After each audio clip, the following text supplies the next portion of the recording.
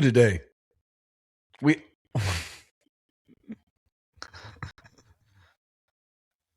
It's still counting. There you go. He ready.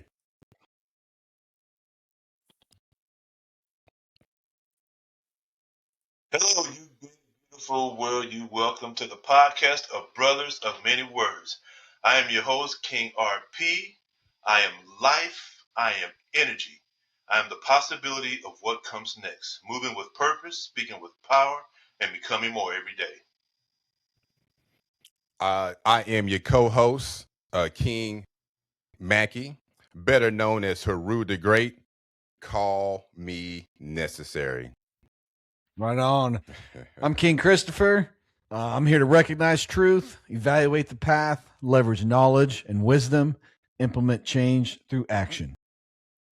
And I just want to start it off and give my apologies to the Brothers of Words Nation and to all those who are possibly still here. I know I put it out yesterday that we were going to be on here live noon on YouTube and Facebook. However, we were experiencing some technical difficulties, so my apologies to everyone for sure. It feels a little foolish because we are absolutely late. However, we're here now, ready to kick this thing off. King Mackie, hit us with that affirmation, brother. Hey, affirmations. We stand together as brothers, united in purpose and grounded in respect. We move with love, we speak with clarity, and we carry peace. There is no ego, no division, but only growth. Each voice matters. Together, we build something greater. We are aligned. We are ready. Peace in our energy, power in our unity, and purpose in our message. It is done. It is done. It is done. So I want to welcome everybody to Open Mic, where real conversations meet real perspective. No scripts, no limits, just truth, growth, and elevation. We're here to challenge minds, expand thinking, and build something greater together. And also to add, hit us with a little words of inspiration to set us on the right path for today. Here it goes. Real life will strip away illusions and bring you face to face with yourself. In hardship, you discover what is fundamental: your character, your endurance, your faith, and the quiet truth you carry when everything else falls apart. Soul searching begins when pain forces honesty, but wisdom is born when you rise from that honesty with humility and purpose. The deepest victories are not always seen by others, they are won within, where brokenness becomes understanding, strength, and meaningful life forged anew. Love it, absolutely love it. Absolutely. Absolutely. Good. So, Kings, what's been on your minds lately? What's been on your minds lately? Man, look. Go ahead. No, go ahead, RP. What you No, got I for was you? just What's for up? me, what's going on with the voting rights and and to what that is bringing to light in a direction, if you will, that some parts of what the country is going, going to or moving forward to, if you will. Um, it's being an African American male and to what that means is it really is sad in the shade What's that going that's on in. with voting rights? Well, see, the Supreme Court ruled that, I forget what part of it is, the Constitution of the Voting Rights. I think it's Section 14.2, where that no longer is viable. So it was set up, back in 1965 to where there were equal, if I'm not mistaken, equal voting districts for everyone to participate, meaning especially for black individuals, if I'm not mistaken. And so the Supreme Court ruled 63 that is no longer a viable option. And so these states, certain states, if you will, can redistrict or absolutely take away, or shorten or take away those districts completely to where people of color do not have a voice in the election at all. I guess I'm unfamiliar with that amendment. Mm-hmm. Is it talking about like states outside of the main country? No, is that the what United States itself? So they're saying there's certain countries that are certain states, districts, and like counties and states that can't vote. Yeah. So what they do, you know how they map they map these states out to where they voting districts, whether they're red and blue states. So each state, if I'm not mistaken, they have. Now, if they're red, the majority of them will be red, which is Republican. If they're blue, then majority of them will be blue. However, there are certain parts where they, chop them up into pieces to where if this particular section is mainly red in that part of the state, that's that part is red, and so the ones that are predominantly red, which is Republican. So, and this is in Louisiana and Tennessee, if I'm not mistaken, to where this, and it started in Louisiana, is where the Supreme Court allowed them to, because Louisiana had challenged that just recently, and they won 63 vote by the Supreme Court, allowing them to go ahead and redistrict all this. So every little blue parts there were, which was predominantly the black vote, they are now allowed to go in and basically just wipe out all the blues. So those people in those districts that are Democratic, if you will, they don't get a chance to vote. Not saying they can't have a chance to vote, but their districts are no longer there. It's completely all a red state, if you will. And you can take a look at it, look this stuff up, but it's a huge thing. It's a huge thing Yeah. going on. So I just kind of pull something up with chat just real quick. So this is a chat GBT summary version. So the Voting Rights Act of 1965 was one of the most powerful civil rights laws in American history, created to stop racial discrimination at the ballot box after generations of black voter suppression.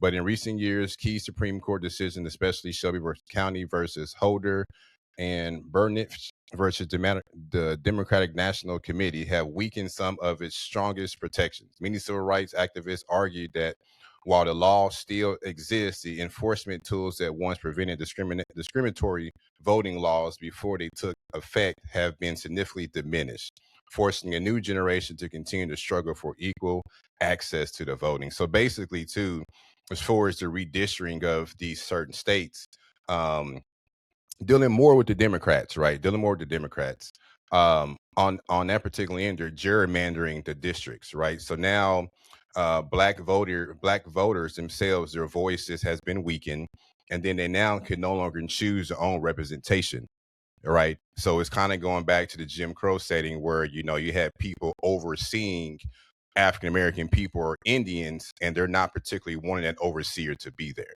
okay? Because you don't have the right representative for your community. So you live in a majority black community, but then you have a particular representative that does not support that because he doesn't live in the black community, knows nothing about the black community because he's not a black individual, which plays a key role in the representation. So I'm apologize for my ignorance. I'm still trying to understand exactly what the issue is. So we're talking about like districts in terms of we have this district, like our district is 123 where we live, and our representative is Jeffrey Fernetti. So in Louisiana and some other states, they're changing the district lines to where a different representative can represent the population. Well, you have no choice in who your representative is anymore. What do you mean? So they're saying people in districts can't vote for the representative in that district? What they're saying is that they have no choice in the matter. So black voters can no longer vote for their representative of their district. So right now you voted for Venetti, right? Well, yeah. If in some case, and even too, it's not even just a black thing. I mean, it's something that upholds everybody. It weakens everybody in voting rights, but it's particularly being, perceived to be something dealing with African American people. So who's picking the representative for that district now? If people ain't voting them in, who where do they come from? If there's not a vote, of that state. Okay, so what's going on is they change the district lines to where the minority of that district is the majority of that district is no longer dark-skinned people. It is, they open the district to where the population is more non-dark skin. So allowing so everyone can still vote. There's not enough people in that district that are the minority to be able to vote who they wanted. Is that what you're saying? If they want to choose or want to choose someone else, they no longer have that option. That is gone. Yeah, so the districting was kind of used, to expand it among all people. Meaning, there was so basically you can't gerrymander or redistrict under racism or some kind of discrimination, is what they're saying. So they're saying before it was based upon discrimination, and now you cannot do it under discrimination. So it just kind of weakens the vote of the African American people in a sense. Because they're allowing the district is bigger now and a different group of people. Yes. Gotcha. Yeah. So Louisiana's 75% black people, right? But it's been redistricted where now these particular people cannot vote for a representative to support. So when they have complaints in the community, what do they say? Well, your representative, right? But if your representative is white and never lived in this particular community, they don't have a voice for you now. Now they can't get the community to do certain things or involve the representative because he doesn't support their needs. So basically, they can still vote, but there's not enough of them because the district lines have changed, and now there's. And it won't I have to look into it. Yeah, it won't matter.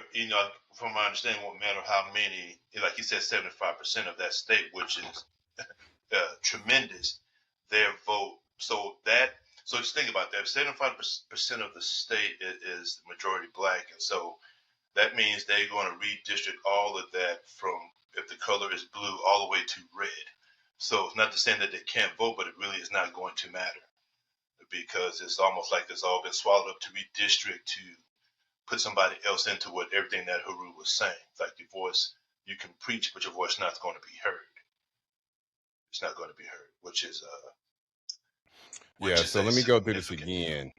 Yeah, so the Voting Rights Act 1995 was designed to stop racial discriminating in voting before it could happen, especially in states where a history of voter suppression.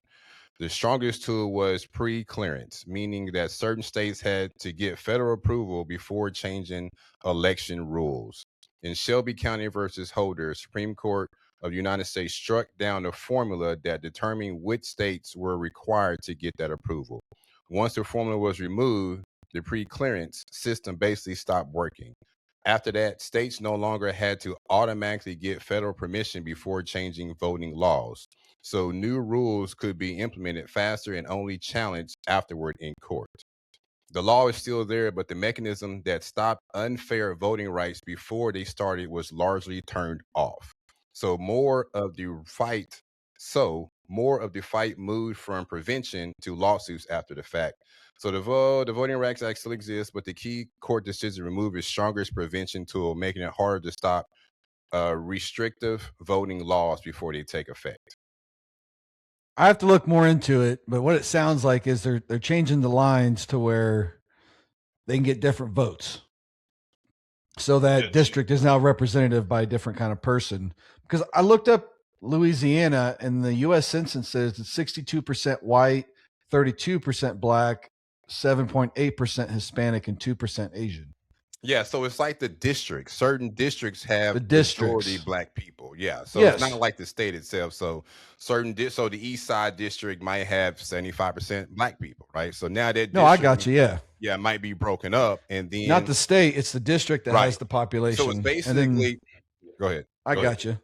No, it's important when I say state. It's district. Okay, so the district is some districts are primarily represented by dark-skinned people, and they're changing the line so they can include more non-dark-skinned people to change who is representing them. Right. Yes. They got more Republicans in the seats than Democrats. That's wrong. So, yeah. That's wrong. That's insane. That's wrong. Because when you go back and think about the civil rights movement and all that was involved in that, it's insane.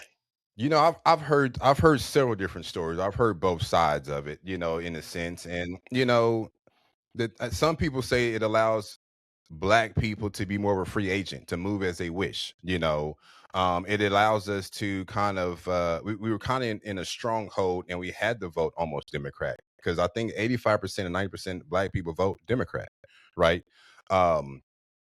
So I don't yet know if it's, in my own opinion, if it's a good thing or a bad thing just yet. What I'm understanding is that originally we had a seat at the table and our voices could be heard.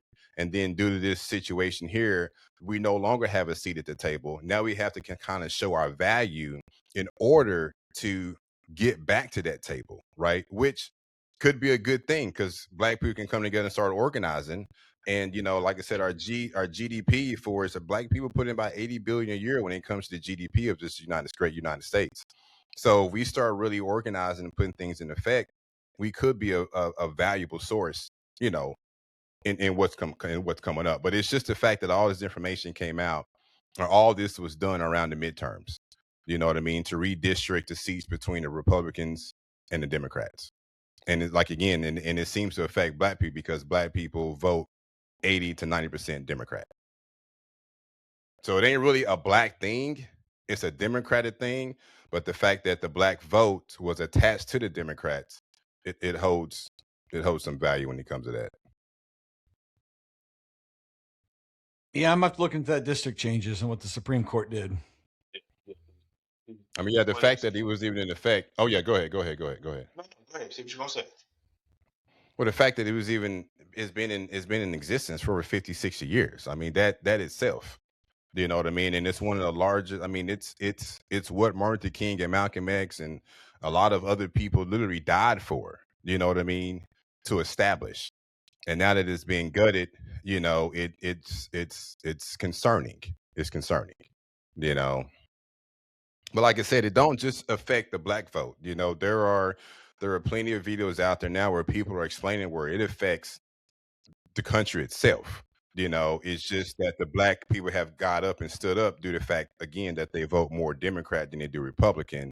So it affects a large majority of a people for that particular reason. But yeah, we'll do some more research. We'll have a discussion about it for sure. And I was just going to add what you just said, King.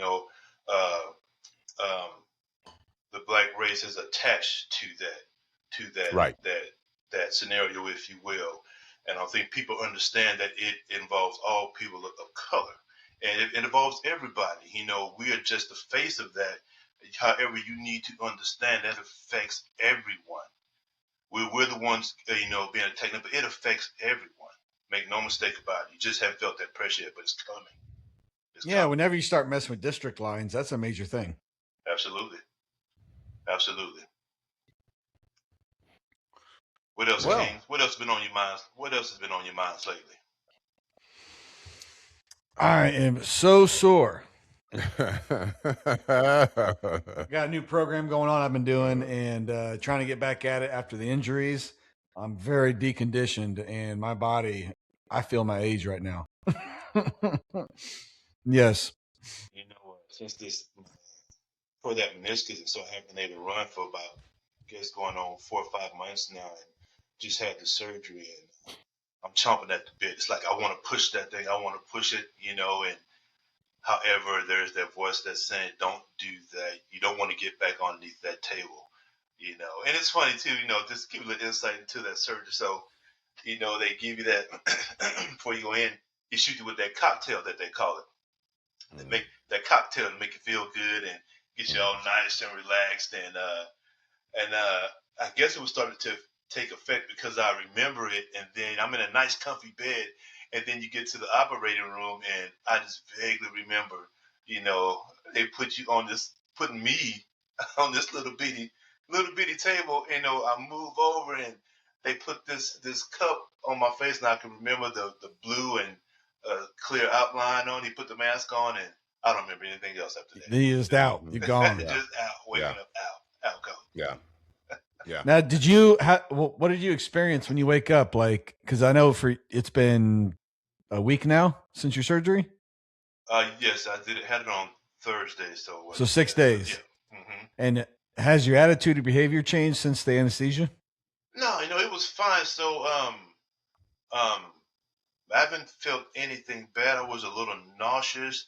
Now, there was a time before when I had to have a minor surgery on my stomach for a hernia, and my wife had to help me get, up and down, stand up, this, that, and the other. But I remember we had just gotten home. I sat down on the sofa, and she had she had stepped out for a bit and came back, and she came in, and mind you, I just had this thing.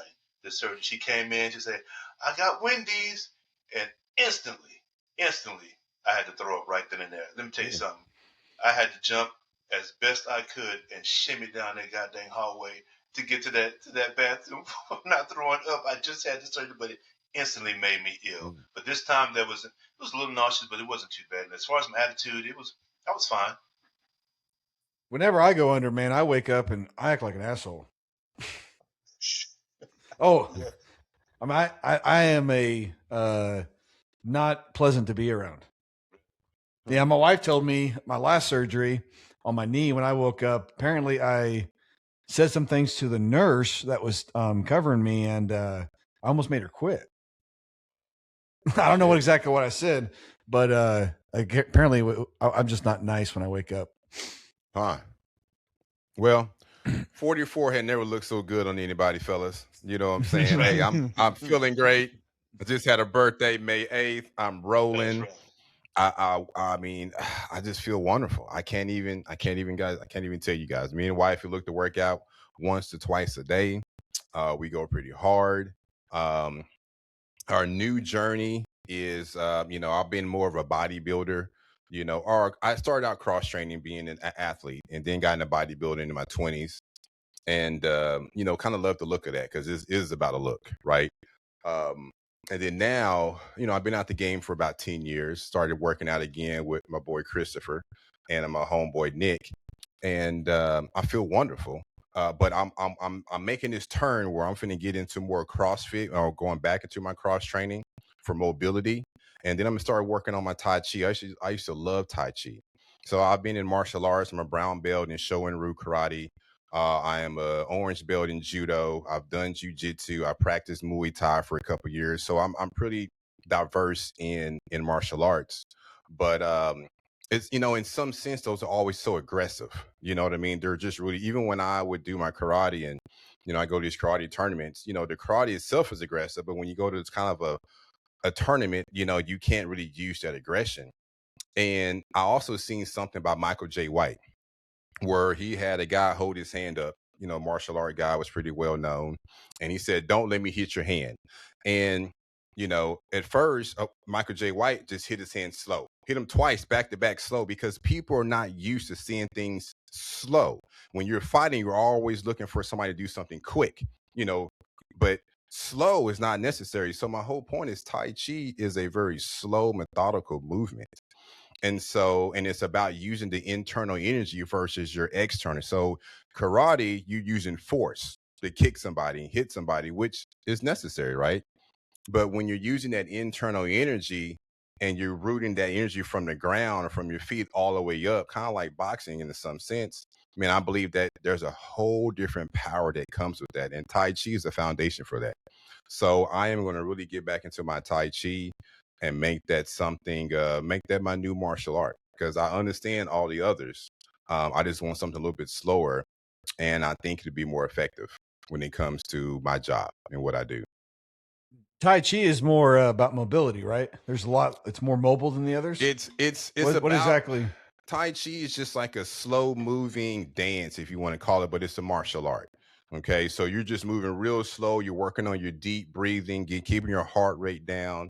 Matter of fact, AARP wrote an article about 10 years ago stating that anybody from the age of 1 to 101 should be doing Tai Chi because it hits it's a multifaceted martial art. Again, working on your deep breath. You're closing your eyes, which you're working on your key synthetic sense. You know what I mean? Be able to move into a room or move into an area without actually seeing the area, but you can feel the area within yourself.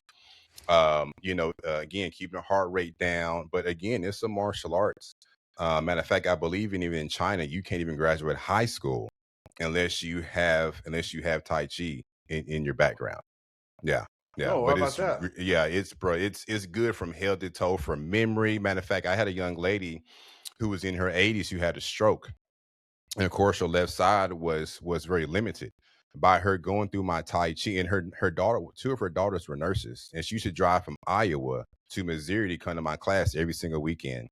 And she began to regain mobility in her left side. Her daughters called me crying, telling me how thankful they were for me being able to show her a different way without going through the medical side. But yeah, Right by on. the time she stuck with me for about a year, and she was able to use her left side just by using and implying Tai Chi into her build or workout. Do you do that with your kids, with your children? Oh yeah. And when they see me do it, you already know how it is, Christopher. They mimic everything I do. Right Everything I on. do. And so yes, they matter of fact, my wife loves it too. Matter of fact, it actually even helps regulate her hormones. You know what I mean? If she had a period where her cycle might be off or something like that, she would get up and do her Tai Chi, and it would regulate her body. You know what I mean? It's again, it's about it's about meditation. And Tai Chi is big on about meditating. And meditating is huge when it comes to the function of our body. So if you can imagine it, then they'll shall it come. That's right. Mm-hmm. Yeah, I'm pretty interested in getting into some jiu-jitsu and then the Tai Chi. Yeah. Yeah. Once my knee gets better, I do plan on starting jiu-jitsu. Right. Yeah. Yeah. I know you and I had talked about that. Yeah, I know we had talked about that. I can't handle any torque right now. You gonna get into jiu-jitsu, RP? Yes, jiu-jitsu, definitely the Tai Chi. Have been doing a little bit of research on that, and it seems pretty awesome. As you say, as you go, your mind goes. So definitely something I want to get into. I see myself, flying through that air, man, with them kicks and all that good stuff. But definitely also too as well, I want to get into weapons training, not just with a gun, but with, if you will, staffs and maybe even katanas. That stuff fascinates me. I want to be well versed, if you will. Yeah. Into all that stuff. It's something I'm definitely once this tree trunk gets right, I'm definitely going to go full bore with it. And get I want into it to. for sure. I want to get jiu-jitsu for business. I think it would help because it's a martial arts and they all require skill and it's a problem solving. And I think learning a different way to problem solve through jiu-jitsu would open up my brain the way I think. I think it would help with business and making business decisions. Having a new, a different way for your brain to work to problem solve. I think it applies to all aspects of your life. Yeah. It's all Yeah. discipline, which is important. Oh, yeah. It's all discipline. Oh, So yeah. that discipline can be applied through anything throughout your life, especially if you're able to master it. Yeah. Yeah. Yeah. And I love the All right, knife. Kings. I love the knife. The You who? seen we talking The a knife? Oh God. Yeah. I throw knives. I mean, I practice throwing knives. I mean, and matter of fact, even I just went through law enforcement training and they talked about how, if a gentleman is roughly about 25 to 30 feet from you and your gun is still holstered inside your gun, as a law enforcement officer, he has the ability to run up on you within 30 feet and stab you before you can even pull your gun out of your holster. And so I've practiced that, you know what I mean? Even before I was able to use a gun, before I even started getting into guns, I practiced being able to throw knives and be able to, twerk myself fast enough where I can actually get to somebody within 20 or 25 feet before they can pull their gun out. And I think knives are very effective because it's difficult to see. You know what I mean? And so, but yeah, man, I've been into knives for the past 10 years, maybe 12 years. And to me, they're just as efficient, I say, as a gun, depending on the distance itself, Yeah. Especially if you can throw that thing. Oh yeah. Oh yeah. I mean, even if I throw it and miss you, the whole thing is the OODA loop. You're gonna duck. You're gonna duck and move, and then that gives me plenty of time to get to you. You know what I mean? And then that's when that jujitsu might kick in, or the judo. I sweep you, get you on the ground, arm bar you, choke you out. That's it. That's it. So and even in security, man, I practiced it several times and it works. Even when I'm doing security, I keep water bottles. When I do security, everybody's like, "Why you always got a container with you?" I said, "It's," and I don't tell them why. And I'm always just sipping on something. They're like, "What you drinking? Lemonade or some protein shakes?" I just kind of make a funny out of it, yeah. But not knowing if somebody gets in my face, I'm gonna throw that cup at you. That's gonna give me 2 or 3 seconds to react. You're like, "Oh man, this guy's big." I don't care. The bigger they are, man, they got balls, they got legs, they got weak points. They got weak points. You know what I mean? Hey, hold on. I'll tell you secrets. All right, let's move on now. I digress. All right. Hey, I'm gonna hit you with a King Mackey's woke question of the day. King Mackey's woke question of the day. Here it is. What's your version of "I love you" that isn't words at all? what's your version of I love you that isn't words at all? And I'll kick that thing off. For Go me, ahead. Go ahead now. was saying, you know, without saying I love you, and I use this as a form is when I ask my wife if you want a massage. And so, to see her face lights up when I ask that, and the happiness that she gets, it's I love that because I know she really enjoys it, and I love doing it for her. It's one of the surest forms that you can really get intimate with a person is with the massage. And so, Right. listen, I can get like, she lays down, and so it's amazing she can still wait past 5 minutes. Right. And I Right. put these hands on and start rubbing because I know, and it's not like I'm just rubbing. I'm really paying attention to what I'm doing. I'm putting, if you will, that I'm into it. Like I'm actually visualizing what I'm doing to her legs and to her arms, and so that makes me really get involved. And I try to visualize like how this is, evolving underneath her skin, if you will, and what the muscles that I'm pulling on and contracting. So I really get, into it. And again, I know it brings so much pleasure, and I love doing that for her. So let me ask you this: do you do one of those massages? You seen those reels where you start massaging and 2 minutes later y'all in the bedroom or wherever you at? Like the massage. That's what my wife. When I start massage, I say, "But you want a massage?" She looks at me like, Yeah. You got about. Are you gonna massage me, or are you gonna massage I mean, me? what do you expect? I know. Huh? You want me to touch you and rub you and not like, you know what I mean? Hey. True to the game. I stay true to the game. That's what's up. That's what's up. It's in the room, in the bedroom. So again, she enjoys it. So I stay true. So you got to make the massage so good so it always leads, to where you want it to go. Well, I have to be quick on the draw because I'm telling you, within 5 minutes. Right. Oh man, hey, that don't stop nothing. Now you know us guys. That don't stop. Hey, we almost wanted that way, but like, all right, here's my chance. oh man, it's funny. What about you? What you got? For me, man, besides like being loyal and all that stuff, to show love, to show me that you love me, big thing for me is showing that you're taking care of yourself and that you want to grow. So you're not being stagnant in life. I want to see growth from you as well. And that shows me that you love me. Learning new things, and just doing something. Another thing is when you cook a meal and you serve that to the person you love, putting your energy into the meal. And to me, I can taste that. Like if a meal was just kind of thrown at me, it ain't gonna taste good. But if it was presented in a way that the food was put on a plate a certain way and was presented like, hey, this means something. That's part of service, in my opinion. Showing service and charity to your partner. Yeah. Yeah. And you know what? I'm gonna add to that. So you said something about your food. That's why my wife and I don't eat out a whole lot. Because the love, when you think about it, I watched my grandmother back in the day when she used to cook for Thanksgiving or whatever. I mean, she's smiling, she's singing, she's happy. And then we all at the table, we all tearing that food up. And she just sit back, smiling, looking at it. It's like she hadn't even touched the plate yet. But she is just so, thankful and grateful that we loved her food and she put that love in it. And I really believe that's a huge thing. People get sick nowadays is because it's not about the food poisoning. I think it's more about the spiritual love or, the care about the person cooking the food itself. You know what I mean? I love my wife's cooking. I'm with you, man. And I think to get a little crazy, I mean, I believe this. I'm a spiritual person. Like there's people talk about like water holds memory. You guys ever heard that? Yep. And obviously, no matter what food you're eating, all food has water in it. And it's going to be mostly water is what food is. And water holds energy that has memory. And so the energy that you're putting off, in my opinion, is going to go into that water and that food. And then when you consume that food, that energy is going with you. So is it good energy or is it bad energy?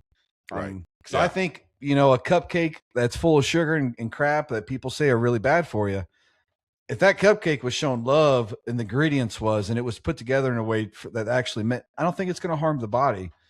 But hey, I do agree. people I'm have with their you on that. beliefs. Yeah. Yeah. My wife makes, I mean, our bread, she makes our lotion. She makes, you know, I know even your wife, Chris, you came over there the other day. She made a birthday cake for your daughter. My wife's the same way. You know what I Yeah. mean? It goes outside the box to create the most perfect, you know, passion of food for us. But anyway, back to the question. So my question, my I love you without saying it.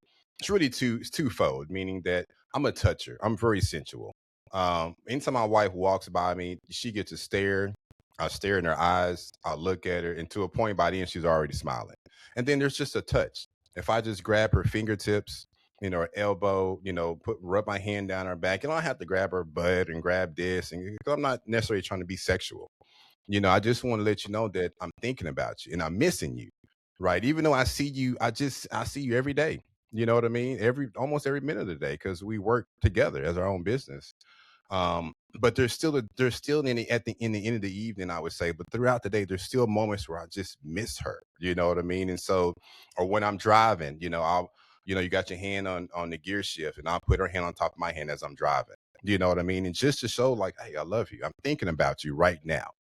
I'm thinking about you, and I'm always thinking about you. You know what I mean? But at a particular moment, man, my thoughts are really about you, and I love you, and I appreciate you. And she just looks at me and smile, and then they just continue goes on. But she'll say, I appreciate that. You know, I thank you for that because you know, not the fact that because I think, like I said, it's kind of going back to that love you. You know, I think the word itself is meaningless. You know what I mean? But the actions themselves, man, draw so much deeper. You know what I mean? If she never said she loved me at all, I would be okay with that because we secretly show it on an everyday basis or every minute basis, if I could say. Yeah. Listen, that eye contact and those simple little touches, they go a long way. Just Yeah, they do. reconfirms that love without saying anything. Mm-hmm. Okay. Mm-hmm. For those of who are just joining the podcast of Brothers of Many Words, we welcome you. I'm your host, King RP. I'm joined by King Mackie and King Christopher. And again, we apologize for the late start today, but we're here now. So I'm going to switch the gears here a little bit. And we have, talked about, these two concepts in depth. And it's always good to explore these. So it's philosophy and truth. Philosophy and truth. Hit you with a question. Is truth absolute or subjective? Is truth absolute or subjective? What do you guys think? In your opinion, is truth absolute or subjective? The perspective. Go ahead, man. Go. Yeah, No, let I me was hear going you. to say, in my opinion, is truth absolute or objective? I believe truth is ever changing. And the only thing, in my opinion, that is absolute, in the famous words of Mr. Les Brown, is death. You are not getting out of this life alive. Right. Period. Right. Right. Truth. This ain't. That's Yeah. right. That's Yeah. right. Truth is ever changing with just that's evolution. It's something that is, as they say, is concrete today, can a few years down the road absolutely change. I believe it's subjective in that regard. Now, there's some I would probably think that truth is absolute based on the level of their faith and their discipline. But in my opinion, I don't think truth is absolute. I don't think truth is absolute. But I also believe truth can be subjective, but truth is not subjective, in my opinion. It can be depending on your perspective. And perspective as a human being, my truth is constantly changing. I learned something. I'm always building on what's next. Time is moving forward. I'm moving forward. Nature always changes, and truth always changes with nature, in my opinion. So, yes, truth is ever changing. Yeah, I agree with both of you guys. I think, like you said, truth is always somebody's perception. All three of us on this podcast right now will look at something and we'll claim it's the truth, but it's our perception, right? There is really no truth. I mean, in some case, to be honest, which is not because everybody's going to see everything so differently. You know what I mean? And so, so yeah, I just believe that and I'm with Chris subjectively and non-subjectively. Yeah, I feel you on that. But again, I believe there's really is no truth. Even when people true love, that's based upon what you're dealing with right now. But if your husband gets in a car wreck and he's paralyzed from neck down, the truth is going to come out, and see if that true love really did exist from the beginning, or was it just due to the reward you're receiving at that moment. You know. If you are continually growing, then your truth is ever changing, because you're going to reach new plateaus as you go along. Yes. Mm-hmm. You're going to reach new plateaus as you go along. You mentioned perception. King Mackie. Does perception shape reality? Absolutely. Yes. Absolutely. Your perception. And that's something that people should learn, that's so powerful in your life is when you understand you have the power to shape your reality. Yes. And how you do that is you change your perspective. Right. And so you have a problem in front of you. And so you to start that problem off, or whatever the situation is, view it from your perspective. Okay. Get what you think out of it. Right. And then think out another person, maybe someone else, try to be their perspective and look at it. Put yourself in a different perspective, and you can understand something, and more people that do that, the better we can shape humanity and the world around us and our environment, and also the other people around us. Right. You realize how similar we all are. Yeah. And that is so difficult for people. It is so difficult for people to wear somebody else's shoes. I mean, that's our problem we have right now, where you're the problem and you're the problem and you're the problem. You're the problem. It's just, why don't you just stop for a minute and just wear my shoes and just see it from my perspective? That's all I'm asking you. I'm not saying that I'm right. Just see it from my perspective. And then I'm going to sit in your shoes and see your perspective. Matter of fact, there is a cartoon movie me and my family, we love. It just came out. It's got Michael B. Jordan in it. He is one of the voices for the character. It's called Swapped. And so it's basically about this particular, I say, little squirrel. He's very curious. And he teaches this particular baby bird, because he's young too. He's a youth squirrel. And he teaches this youth bird how to, open these pods to get these particular seeds out. Right. And so when he teaches this baby bird how to do that, she calls her a mother, and the mother calls her husband. And then all these birds come over here and take over these squirrels' home and start to eat their food.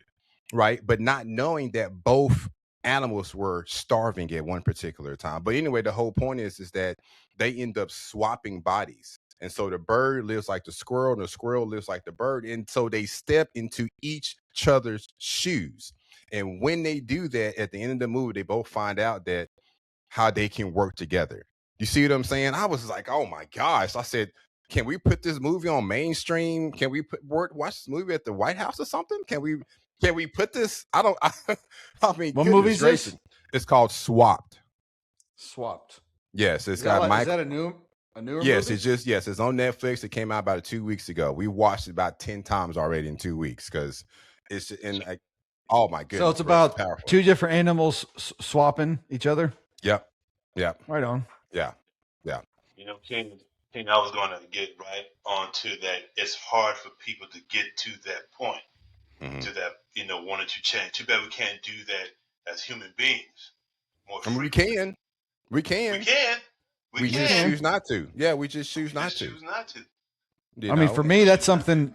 I mean, I had that concept in my mind for years, but really grasping, understanding what that is, understanding perspective. That's something that's happened recently in the last year with me. Right. Yeah.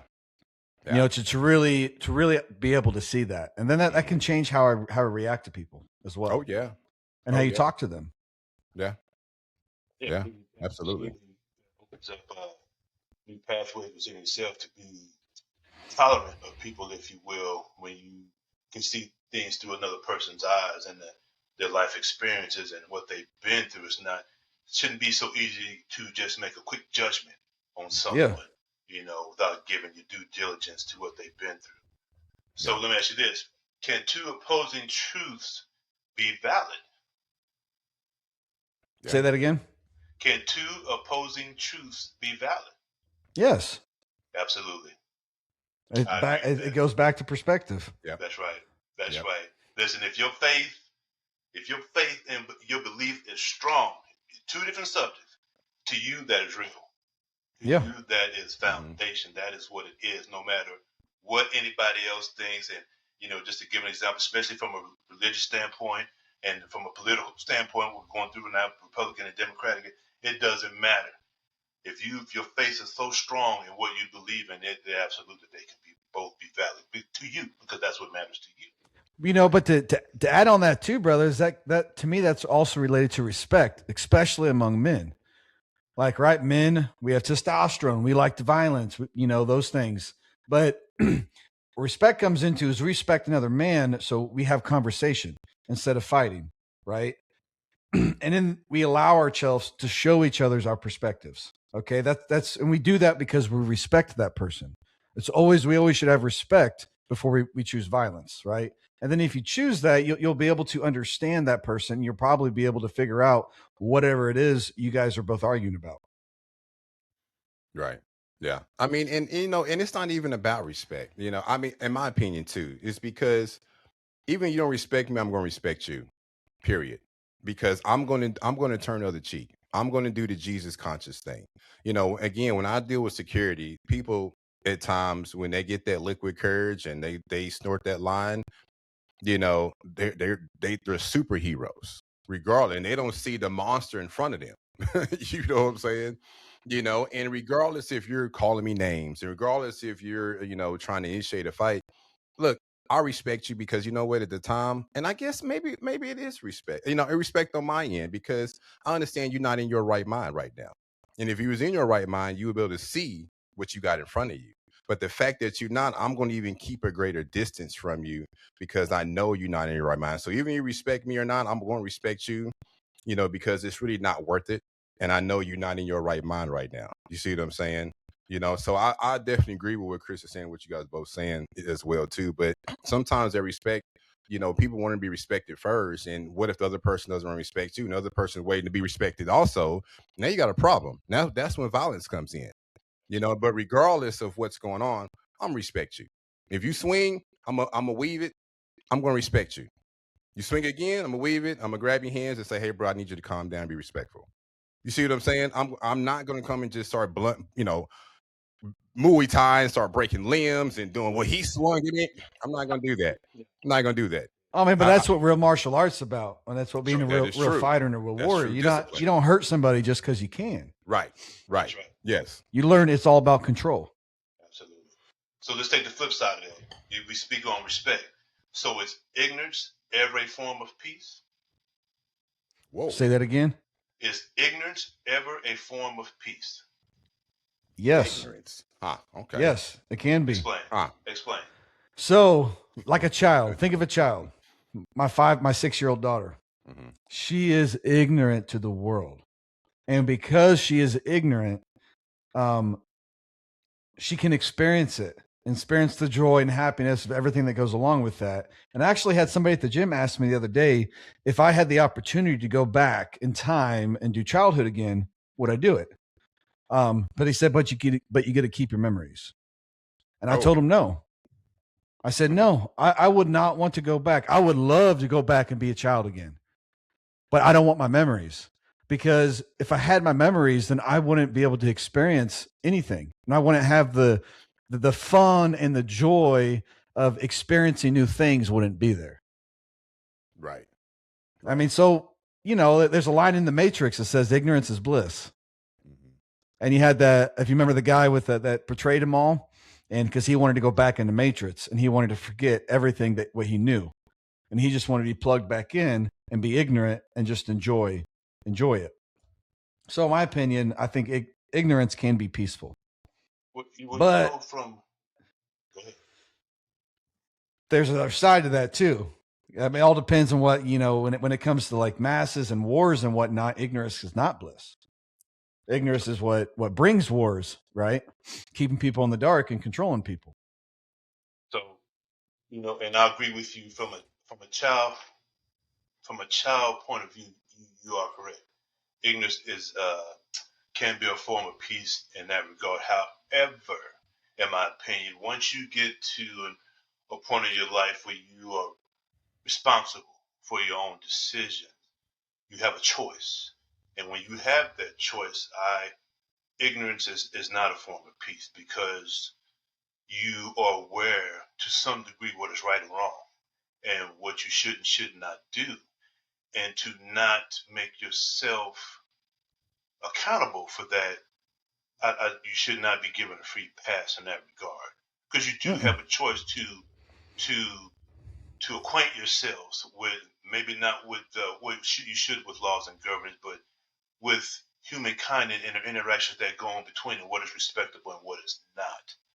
I do think that responsibility and accountability falls upon the individual once they certainly reach adulthood to make yourself aware. I don't think ignorance, in my opinion, is an excuse to not to be held accountable. No, it's not. You're right. Yeah.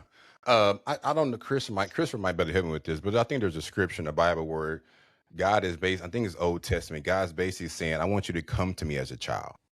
You know what I mean? I want you to be ignorant. I want you to be playful. I don't want the question. I mean, the questions is okay, but I want you to come to me as a child, just fun spirited. And so I feel like that's necessary. You know, when you're in love with somebody and what we call, you're being ignorant. You're just living off of love. My dad used to tell me a long time, boy, you can't live off love alone. You got to work and pay bills. And I did for a little while till the bills started stacking up, you know what I'm saying? But, you know, but again, like I said, I do believe that, it's a balance, you know, overall, but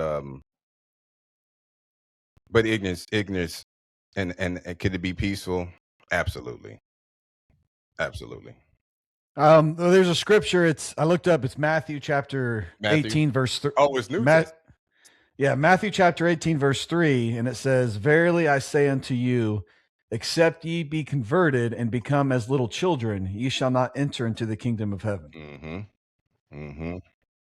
Yes, just all giddy and excited and ready to go, and just because you know what? I watched a video of babies. They had a snake, so it was 5 babies. Their parents are watching through a glass, right?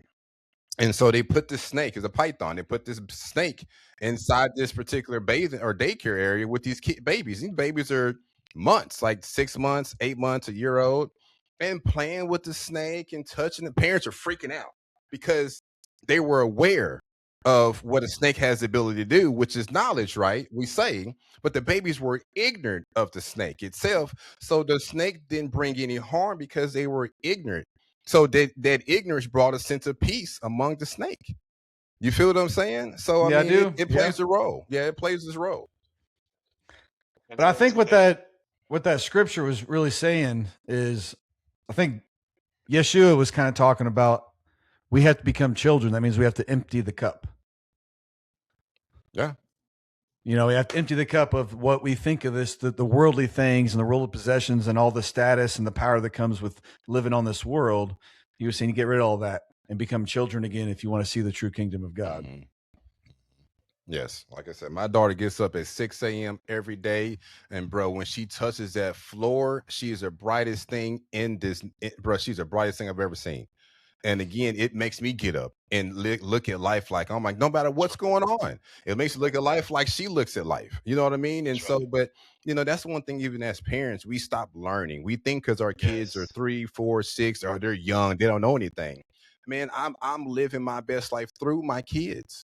You know what I'm saying? Watching them evolve through life and their happiness is unreal to me. I mean, it's, oh my God, Papa, it's sunny outside. Look at the sun. Oh my, and then and I'm looking, I'm like, oh my God, it is beautiful. That's right. And you look at it just so, and so I have become ignorant of the other things that are bestowed upon me. Also, and then by me doing that, it allowed me to have peace. It allows me to continue to grow my peace. So yeah, brothers, bro, look, don't get me start shouting at this bad boy. Start. No, listen, this is something to add to what you described, and to be able to keep that childlike innocence about it, because it is important as you get to be an adult, because life is hard. But if you can keep that beauty, and it is innocence, man, and I know what you're talking about, and I love it. Listen, I'm a big kid myself. I torment my kids all the time. They can't stand it, but I enjoy it. It makes me smile. Right. It makes them smile too. But I'm definitely in agreement with that. Definitely in agreement with that. All right, King. Hit you with these rapid fire questions. Let's go. Rock and roll. Questions, and they are they are something. Here's the very first one. Listen carefully. Would you rather fight one horse-sized duck or 10 duck-sized horses? Hold Oh, say that again. Say that again. on. That's a good one. Would you rather fight one horse-sized duck or 10 duck-sized horses? When you got a big old duck. Oh, 10 duck-sized horses. Or 10, like a tongue twister, like 10 duck-sized horses. Which one? 10 duck-sized horses. Yep. Yeah, I'm with you. I ain't messing with no duck. Yeah, No, are you serious? Yeah, no. Now pick me up and. Okay. Okay. One at a time. Here comes the second one. Okay. If your thoughts played out loud for one full day, how much trouble would you be in? If your All the trouble. Oh yeah. All the trouble. Wait, hold on. One at a time. Oh, okay. If Go your ahead. thoughts played out loud for one full day, how much trouble would you be in? One at a time. Well, you know what? I probably wouldn't be in that much trouble, to be honest with you. I think that's where it starts. You know, is my thoughts, and I do my best to have control of my emotions, and so I feel like I'll be in the good. I'd be in the good. Yeah, I'd be in all the trouble. All the trouble, man. All the trouble. Yep. If my thoughts is display. Now I don't give every thought I have my time. I can't I can't control my thoughts. Thoughts just come to you. But you can control which thoughts you give time. But I would get in trouble if you saw all my thoughts. There was one time that, whatever popped in my mind is what I dwelled on. However, learning how to be aware, actually be aware of what's coming to my mind, get that out of there and replace that with something else.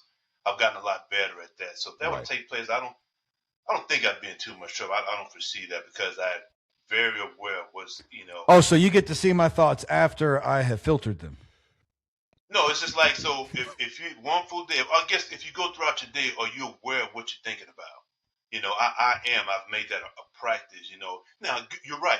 Thoughts do enter your mind. You have no control over that. And it does play to how much time do you give to it. So if something pops into your head, do you ask that right out of there or do you let that come? Because you don't have control fully, right? Unless you are actually reading something or occupying your mind with something. I feel like it's in you. I feel like it's in you. You know what I mean? So let me give you an example. If your wife is sleeping, Christopher, and she's snoring, right? And you wake up before her, you can easily be like, oh my God, that's a beautiful thing snoring next to me. I love her so much. To be like, God, can you shut up? You know what I mean? And so it just depends what's in you. You know what I mean? If you're embracing the fact that she's sleeping beautiful next to you and there's a snore, or the fact that she interrupted your sleep due to snoring, you might, you're going to feel so different thoughts would come to play. So my example, driving down the road, we have road raging, right? You know what I mean? And most people's thoughts are like, what are you doing? Get out the way, you're driving too slow. But not knowing this person 86 years old in front of you, right? So initially you'd be like, you know what? I'm not in a rush anyway, so I don't mind driving 10 miles over the speed limit. Hell, I get there when I get there, right? Or you're like, get out the way because I'm hungry and I need to eat. So it just beware your actions. Yeah, I think it's in you. You know what I mean? So if it's what's in you will come to the surface. You know what I'm saying? Here we go. Question number three. Would you rather wake up with superpowers or wake up famous for something you didn't do? Superpowers. Go explain. Well, I want to get credit for something I didn't do. True. I don't want that. Yeah. Then I wouldn't even enjoy the experience. Yeah. What one superpower would you have? Ultimate strength. Ultimate strength. Well, ultimate strength. Okay. Come on, Chris. What be? The Hawk. Come on, Mac. What you got? Which ultimate strength? Which is the Hawk? Well, ultimate strength. I would just, I mean, I don't need speed. I got that already. You know what I'm saying? No, I'm just kidding. But anyway, ultimate strength.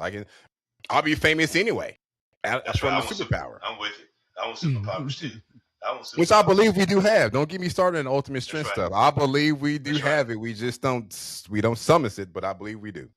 Listen, the hope, love the hope. I believe it's in the DNA. We haven't woken it up yet. It's suppressed. I do believe that, man. I do agree. I do too. So, and I think I would like to fly. I would like to fly. Okay. So number 4. Superman is what I want to be. I mean, that's my superpower. He's got it all. Okay. You can't go wrong. Yeah, Kyle. Yeah, that's right. Here we go. Question number 4. But I like Batman too. He's my favorite. No. Hold on. Okay. Number 4. This landed tomorrow and asked you to explain humans in one sentence. What would you say? Oh. Come on, Mac. Come on. If aliens landed tomorrow and asked you to explain humans in one sentence, what would you say? Enduring. Come on, Chris. What you got? Enduring. Enduring? We are enduring. Okay. What you got, Maggie? Come on. Man, just take me out of here. I don't know. Take me out of here. I'm going with y'all. I'm bringing the family. We leaving with y'all. No, you got to explain humanity. Yeah. That was the question. In one sentence, for me, it'd probably be help us. Could you help us? Gotcha. Come on, Maggie. You think it too hard, man. You know what? First time. Just we need to be recreated. Hell, I don't know. We need to be. The way the world is going and the people in this Am world. I the only one positive about humanity here? Man. Question number 5. Would you rather have your dreams become reality or your nightmares disappear forever? Would you dreams become realities? Dreams become reality or have your nightmares disappear? Go, Maggie. Yeah. What you got? Dreams become realities because I dream all the time and I do not have nightmares. What you got? I'm with Mackie. Dreams. Me too. My dreams come reality because I think they're beautiful and they will be magnificent for mankind. I absolutely agree with that as well. King Mackie, that was good. Yes, guys. Sir. That was real good, yeah, man. Yeah, you got me on the alien part. Oh my goodness. Yes. Come on. All right, so a spotlight for this today is Marcus Garvey. So Marcus Garvey was a Jamaican-born political leader, activist, and visionary who became one of the most influential voices in Black history during the early 20th century. He is best known for the founding the Universal Negro Improvement Association, UNIA, a global movement built around Black pride, economic independence, and unity across the African diaspora. Garvey believed that Black people around the world needed to control their own business, build their own institutions, and define their own identity without relying on systems that exclude them. From Harlem in the 1920s, he turned that message into a mass movement, attracting millions of followers across the United States, the Caribbean, and Africa. One of the most famous initiatives was the Black Star Line, a shipping company created to promote trade and economic independence between Black communities globally. While the company faced financial and legal struggles, the idea behind it was powerful. It represented self-determination on a global scale. Garvey's message was simple but bold. Up, you mighty race, accomplish what you will. He was eventually arrested and deported from the United States under fraud charges related to the Black Star Line, a case that remains controversial among historians. Many believe his influence and growing political power made him a target. Despite his challenges, Marcus Garvey's legacy lives on. His ideas inspired later leaders like Malcolm X and Black Power movements and modern conversations among Pan-Africanism and the Black economic power. All right, so let me read a little bit about the UNIA, if you guys don't mind. So, Universal Negro Improvement Association was founded by Marcus Garvey in 1914 in Jamaica. He expanded in 1916 when he moved to Harlem, New York. Its peak was in the 1920s. The UNIA became one of the largest Black mass movements in history, with branches across the United States, the Caribbean, Central America, and parts of Africa. So the Black Star Cruise Lining Ship Company, Negro factories and corporations published a newspaper called the Negro World, spread Garvey's message globally. And so towards the end here, so the United States found, J. Edgar Hoover, then FBI, saw Garvey as a major threat Garvey was arrested for mail fraud tied to Black Star Line. Many historians, again, debate against that to this day. All right. But Marcus Garvey, his legacy still lives, and the UN wasn't just an organization. It was a blueprint for Black global unity, ownership, and pride. Whether it succeeded or struggled, it forced the world to ask a question that still matters to today. What would it look like if people built everything for themselves? Marcus Garvey, our spotlight for today. Hey, you guys have to read that story, because I've heard people over time being saying, hey black people, if you don't like it here, then just go somewhere else. And Marcus Garvey attempted to do that. He attempted to build these cruise liners and take people back to Africa. And again, the FBI did not like that, not one bit.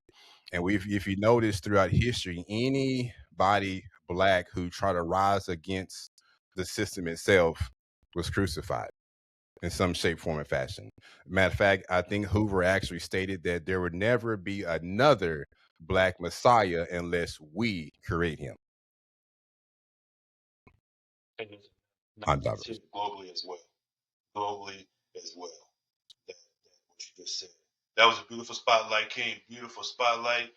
Again, to our beautiful audience, we apologize. I was experiencing myself technical difficulties, in the beginning, so we were certainly 45 minutes late. I apologize for that. Do better in the future. I'd like to give a special shout out to King Corey and King Nick, other members of the podcast. Love those gentlemen and hope to have them on here soon. Anybody got anything to say before we close out here? I got nothing, brother. Okay. This open mic was powered by Brother of Many Words. Drop your thoughts in the comments. Share this with someone who values real conversation, and join us next Wednesday at noon for another conversation spoken with purpose. King Chris, take us on out, brother. All right, guys, we got 3 pillars of success, things to live by. Faith, trust in your own power. Believe deeply in your purpose and build unshakable confidence through action. Dedication, show up when no one's watching. Stand firm in your commitment to grow. Put in the reps mentally, physically, and daily. And discipline, forge your character through consistency. Set your code and follow it without compromise. Control your impulses and command your results. Yes, sir. Peace. Love you guys. Love you too.